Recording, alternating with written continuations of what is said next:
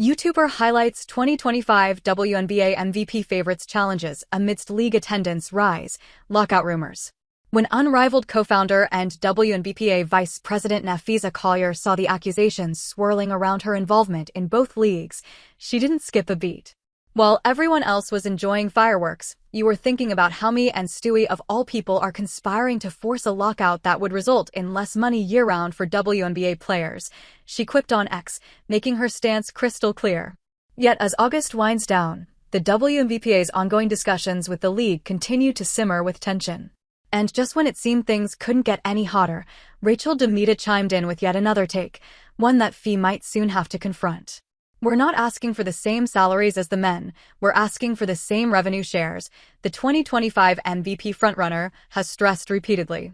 However, after the All-Star meeting, it emerged that the league offered a deal that could quadruple the salary cap and maximum base salaries, potentially up to $1 million from $249,244, while keeping the same revenue-sharing model. Of course, the players rejected it. "It feels like it's kind of same old, we're not making a lot of progress. It's unfortunate, we obviously want to get a deal done, and it feels like the league doesn't have that same urgency, and the deadline is quickly approaching. I feel like we're not close right now," Collier then said recently, reigniting old lockout rumors. Now, as the playoffs approach, that stance isn't sitting well with DeMita, especially after reviewing attendance and viewership numbers. Surprising but true.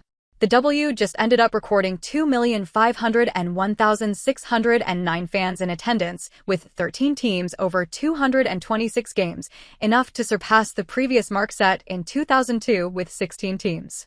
A major contribution has been made by the newest team, the Golden State Valkyries, who sold out all 17 home games at Chase Center until last month, bringing in the league best average of 18,064 fans.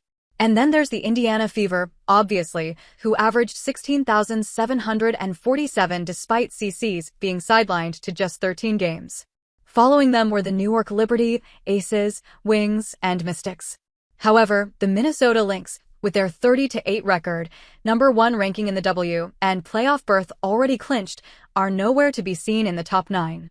So, while Collier, also among the best players this season and a frontrunner for the MVP title, is fighting for equal pay, according to Rachel, the team's not giving as much as other teams are.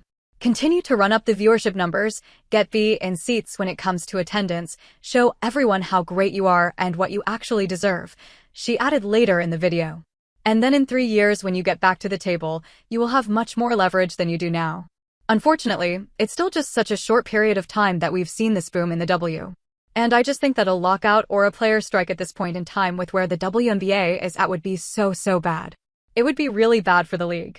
And I just hope that everyone at the table understands that.